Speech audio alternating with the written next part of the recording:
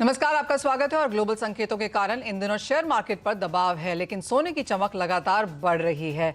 Equity के मुकाबले सोने ने सिर्फ एक हफ्ते में 4% का रिटर्न दिया है, जबकि इक्विटी का रिटर्न नेगेटिव है। यानी अगर आपके पोर्टफोलियो में सोना है तो उसके लिए कवर का काम कर रहा है ये। साथ ही देश में धीरे धीरे गोल्ड लोन की भी मांग बढ़ रही है। क्या है कारण? क्या सोना फिर नया रिकॉर्ड बनाएगा? अगले हफ्ते का आउटलुक कैसा है? निवेश के लिहाज से अब सोना कितना सही विकल्प है? इन सब बातों पर हम आज बात करेंगे। हमारे साथ जुड़े हैं सही बंधु के CEO and founder Rajesh Seth, all India gem and jewellery domestic council के वाइस चेयरमैन राजेश रोकरे, साथ ही हैं निर्मल बैंक कमोडिटीज के VP Kunal Shah and Augmont gold for all की हेड रिसर्च रनिशा चनानी। आप सबका कार्यक्रम में स्वागत है। और जैसे कहा गया कि अगर आप इस हफ्ते को देख लें और इस साल को भी अब तक देख लें तो हमने सोने की तरफ से यहाँ पर पॉजिटिव रिटर्न्स आते हुए देखे हैं, जबकि इक्विटी की तरफ से यहाँ पर नेगेटिव रिटर्न्स हैं। हाई यील्डिंग कमोडिटीज ने भी यहाँ पर नेगेटिव रिटर्न्स दिए हैं और करेंसीज का भी कुछ यहाँ पर यही हाल है। रनिशा, कैसे देखती हैं आप करंट गोल्ड के प्राइसेस जहाँ पर वॉलेटिलिटी काफी ज्यादा है? अब यहाँ से क्या करने की राय है?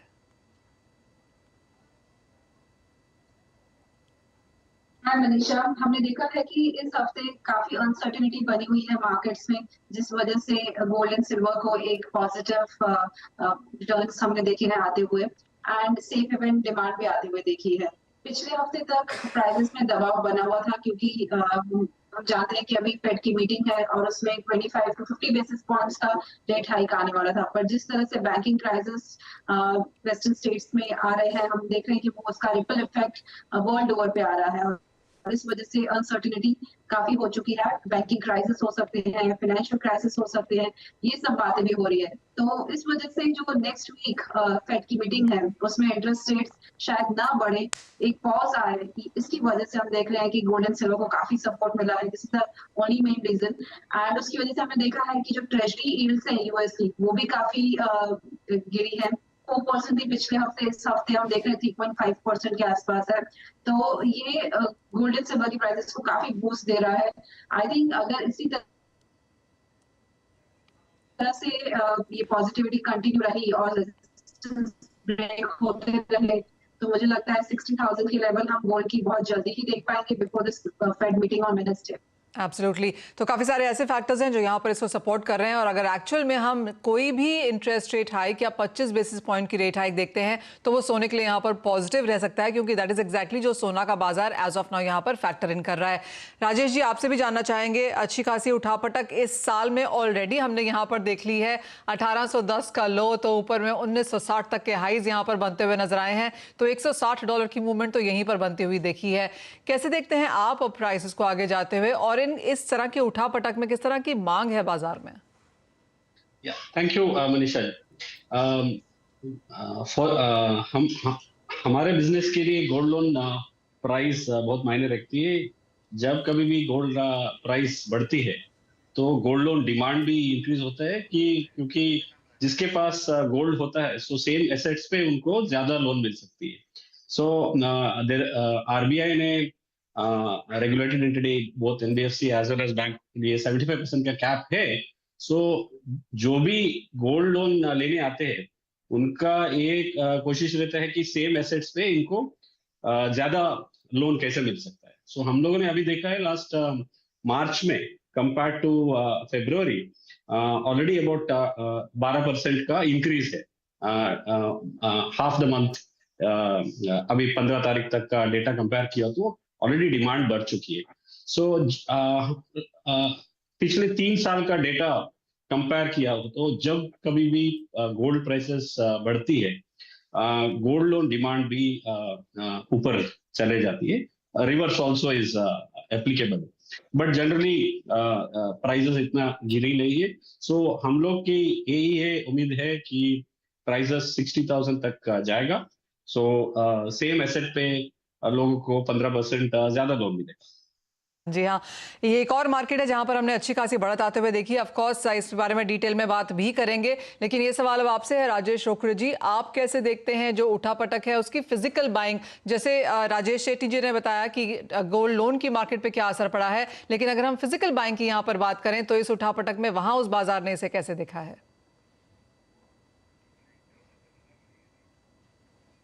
ओके, राजेश रोखड़े जी से यहाँ पर फिर से संपर्क करने की कोशिश करेंगे। कुणाल, आप कैसे देखते हैं ये करंट प्राइसेस, क्योंकि अच्छे खासे गेन्स तो हैं ही, पोर्टफोलियो के लिए भी काफी बेहतरीन है, आप सोने पे काफी बुलिश भी रहे हैं। अब इन करंट लेवल्स पे क्या करने की राय देंगे अगले हफ्ते के लिए? अगर किसी को पोर्टफोलियो बनाना है, अगले 3 महीने के लिए बनाना है, तो वो क्या करें? गोल्ड का ओवरऑल व्यू है वो तेजी का ही है। मौजूदा स्तरों से हमने जो भी $15-20 $25 का फॉल आ सकता है, जब फेड रेट बढ़ाता है तो थोड़ा सेंटिमेंटली नेगेटिव होता है। उसकी स्पीच भी देखनी होगी आगे जाके, और रेट बढ़ाने वाले कि नहीं। So all this will have an impact on Boolean prices, but the broader trend is still positive. आज हमने देखा यूएस में, यूरोप में बैंकिंग में प्रॉब्लम आए। सो वी डोंट नो, अगर रेट बढ़ते रहेंगे तो आगे जाके कई और बैंकों में प्रॉब्लम आ सकते हैं, हाउसिंग में प्रॉब्लम आ सकते हैं, और and we don't know which are the fractured areas. So higher rates, जो पेस में रेट बढ़े हैं, उसके कारण कहीं ना कहीं तो डैमेज होने वाला है। सो अभी हमने देखा बैंकिंग में डैमेज हुआ है, so it can spread to other domain. So ऐसे एनवायरमेंट में भले गोल्ड नीचे भी जाएगा तो डाउनसाइड बहुत लिमिटेड है। मुझे लग रहा है 1880 1870 में शॉर्ट टर्म में नीचे गोल्ड नहीं जाएगा। ये सब लेवल्स के नीचे गोल्ड जाने की प्रोबेबिलिटी कम लग रही है। हमने ऑलरेडी एक अल्फा देख लिया है गोल्ड में। सो अभी अपसाइड में नेक्स्ट वीक मैक्सिमम मुझे लग रहा है 1950 या 1955 तक मैक्सिमम गोल्ड जा सकता है ऑन सीएमई। उससे ज्यादा अपसाइड के लिए we require more triggers. So directional view तेजी का है, छोटा मोटा प्रॉफिट टेकिंग आ सकता है नेक्स्ट वीक में। Try to capitalise on those profit taking on start making long position. Gold का जो लंबा व्यू है वो और भी तेजी का है। तो तेजी यहाँ पर बरकरार रह सकती है, और जैसे कुणाल कह रहे हैं कि 1950 तक किस तरह आपको इमीडिएट यहाँ पर अगले हफ्ते में शायद वॉच करने को मिल जाएंगे। राजेश रोखड़े जी, अगर आपको मेरी आवाज आ रही है तो आपसे भी जानना चाहेंगे कि ये जो उठापटक है सोने के भावों में, कितना फिजिकल डिमांड पर उसका असर पड़ा है? अभी देखा जाए तो गुड़ी पाड़वा और अक्षय तृतीया सामने है। इसकी तैयारी पूरी ज्वेलर्स ने वैसे भी 1 से 1.5 महीने पहले से कर लेते हैं, तो इस वजह से ऑलवेज डिमांड रहती है मार्केट में, क्योंकि इसके साथ ही अभी वेडिंग सीजन सामने है जी। तो ऑल डिमांड की तैयारी से ज्वेलर्स ने अपना स्टॉक किया हुआ है, और सामने जो 2 बड़े त्योहार है जैसे गुड़ी पाड़वा और अक्षय तृतीया मैंने कहा है, तो इस वजह से डिमांड 100% आएगी, क्योंकि इतने सालों से यह बड़े 2 त्योहारों में सोना पब्लिक खरीदती है, यहाँ के लोग खरीदते हैं। इस वजह से डिमांड अच्छी खासी, हाँ रेट में थोड़ा बड़ा है तो थोड़ा सा मार्केट में एक 2-4 दिन के लिए थोड़ा सा रुक जाता है, कस्टमर की एक स्टेबिलिटी आए। बट ओवरऑल देखेंगे आप पूरे 1 साल में करीब 15% का रिटर्न अगर गोल्ड देता है, तो एकमात्र यही एक चीज है जो रिटर्न मतलब एज ए इन्वेस्टमेंट भी सोचा जा सकता है और उसको यूज भी सोचा जा सकता है। इस वजह से इसके तरफ का जो मोह है वो कभी खत्म हुआ नहीं है और कभी होगा भी नहीं है। जी हाँ, और अगर अपने लोज की तरफ से देखें, इसी हफ्ते में करीबन 3-3.5 हज़ार की बढ़त हमने यहाँ पर सोने के प्राइसेस में आते हुए देखी है। कुणाल, एक इंपॉर्टेंट क्यों यहाँ पर रुपए का भी रहता है, क्योंकि वहां पर भी हल्का सा डेप्रिसिएशन हुआ है। तो अंतर्राष्ट्रीय बाजारों में सोना भले ही कम बढ़ा हो, लेकिन भारतीय बाजारों में हमने एक कुशनिंग इफेक्ट उस वजह से भी आते हुए देखा। जी, अगर आप देखेंगे रुपी इज वेरी इंपॉर्टेंट फैक्टर, और आगे जाके अगर ऐसे ही हमने देखा था, ये लास्ट 7 से 8 दिन में फेडरल रिजर्व की बैलेंस शीट $300 बिलियन से बढ़ी है, और उसके बावजूद भी हमने रुपी में डेप्रिसिएशन आते हुए देखा है। So it will be very interesting. So यहाँ से फेड कोई भी इंडिकेशन देता है कि अगर आगे जाके वो इंटरेस्ट रेट नहीं बढ़ाएंगे, this is the last rate hike, then you will see a sharp fall in the dollar index. And so मुझे लग रहा है कि रुपी कहीं ना कहीं नेक्स्ट वीक पीक आउट हो जाएगा फॉर नेक्स्ट 2-3 months, और on the down side it can go well below 82, 81.50 और perhaps 81। So I am expecting rupee to appreciate going forward.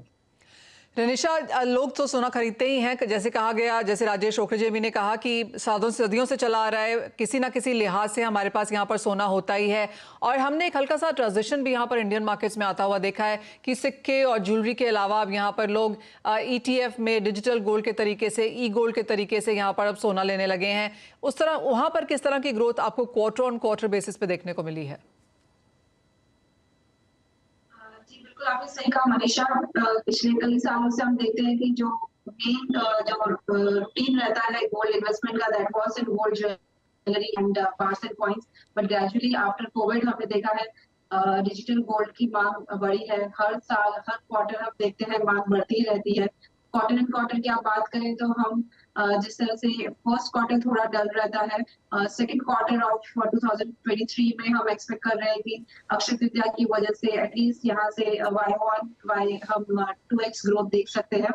And demand जो है इंडिया में गोल्ड की इतनी इलास्टिसिटी नहीं है प्राइसेस के साथ। हम देखते हैं जब भी प्राइसेस अभी सब यूज टू हो गए हैं, एक न्यू नॉर्मल बन गया है कि गोल्ड की प्राइसेस 55,000 के ऊपर ही रहेगी। तो थोड़े भी डिप्स मिलते हैं प्राइसेस में 55,000 टू 56,000 के आसपास, तो बहुत अच्छी बाइंग आती है कोई भी मार्केट में हो, ETF हो, डिजिटल गोल्ड हो या फिजिकल बाइंग हो। तो पीपल आर जस्ट वेटिंग। सबको पता है कि overall it is a bullish market, हर साल 12% का CAGR रिटर्न मिला है गोल्ड में, तो डिमांड जो है वो हर लोअर लेवल्स पे स्ट्रांग रहती ही है। एब्सोल्युटली। आप सबसे ये भी जानना चाहेंगे कि अब आपके क्या क्यूज हैं, व्यूज हैं कि इस साल के अंत तक यहाँ पर सोना कहाँ जाता हुआ नजर आएगा? इन स्तरों पे अभी अगर कोई खरीदे कुणाल, तो क्या लेवल्स हैं जो आप यहाँ वॉच करेंगे? जी मेरी राय में जो ऊपरी लेवल्स जो मुझे लग रहा है ये साल गोल्ड के लेवल होने चाहिए कंजर्वेटिवली 2050 से $2100, और नेक्स्ट साल कंजर्वेटिवली 22। आने वाले 3 से 4 साल तक गोल्ड में कोई मंदी नहीं है, गोल्ड में छोटे मोटे करेक्शन आते रहेंगे, gold prices are going to make new high, I am very confident, and levels is not material when I am saying it's making new high in the dollar terms. So level का ज्यादा important नहीं है, वो 2200 भी हो सकता है, 2300 भी हो सकता है, you don't know. So I am very bullish, आपको ज्यादा नहीं पर कंजर्वेटिवली 10-15% रिटर्न तो गोल्ड से मिलने ही वाला है। And there is no reason, आज जब वर्ल्ड की सेंट्रल बैंक ने 15, अगर आप ओवरऑल सेंट्रल बैंक की बाइंग देखेंगे, so as compared to the previous years, this last 12-13 महीने में जो सेंट्रल बैंक की बाइंग हुई है दैट इज ह्यूमंगस। सो ऐसे में गोल्ड में कोई मंदी की जगह ही नहीं बनती है। 1500 टन रफली is buying by central banks. जब सेंट्रल बैंक बाय कर रहे हैं तो आप क्यों डर रहे हो? जब आप कह रहे हैं कि 21 और 2200 तक जाएगा, तो भारतीय बाजारों में क्या मान के चलें? 60,000, 62,000, 65,000?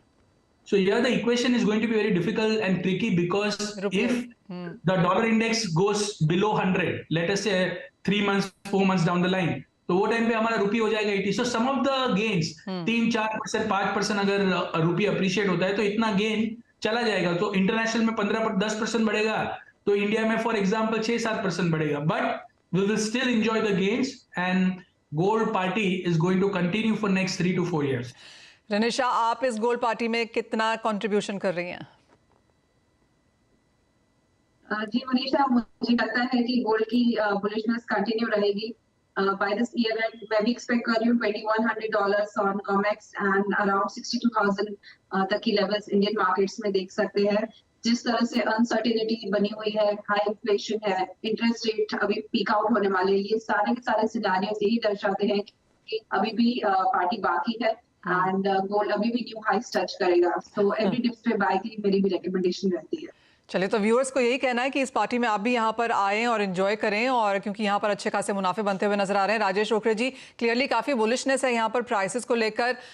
किसी को अगर खरीदना हो तो आप कहेंगे ये सही लेवल्स हैं अपनी फ्यूचर बाइंग भी अभी कर लेने के लिए? बिल्कुल मनीषा जी, मैं सही कहूंगा कि एवरी डिप जब भी सोने के भाव थोड़े भी कम आते हैं तो बिल्कुल वो अपॉर्चुनिटी बनती है खरीदने के लिए, और एवरी डिप ही आपको प्रॉफिट देगा। कभी भी गोल्ड मार्केट बहुत ज्यादा बैरिश की संभावना बिल्कुल नहीं, जैसे कि अदर पैनलिस्ट ने कहा है कि बुलिश साइड ही ज्यादा दिख रहा है। उसके पीछे बहुत सारे कारण है। एक तो अभी जो बैंकरप्ट हुई है कुछ बैंक्स, और उनकी कुछ खबर भी आई है, तो वो निगेटिव इम्पैक्ट देता है।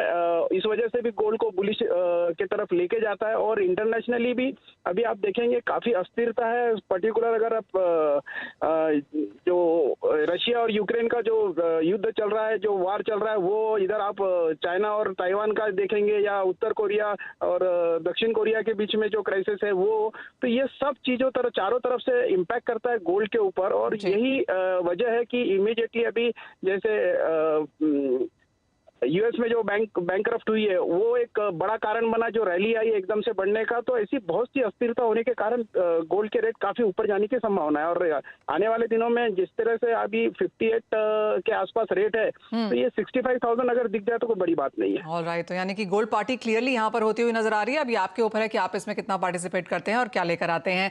लेकिन इसी के साथ एक ब्रेक के लिए रुकेंगे और क्लियरली हाँ, गोल्ड की खरीदारी करनी चाहिए, काफी सारे विकल्प भी यहाँ पर हैं, लेकिन गोल्ड लोन्स भी एक बहुत बड़ी मार्केट है। इसके ऊपर फोकस करेंगे इस ब्रेक के बाद।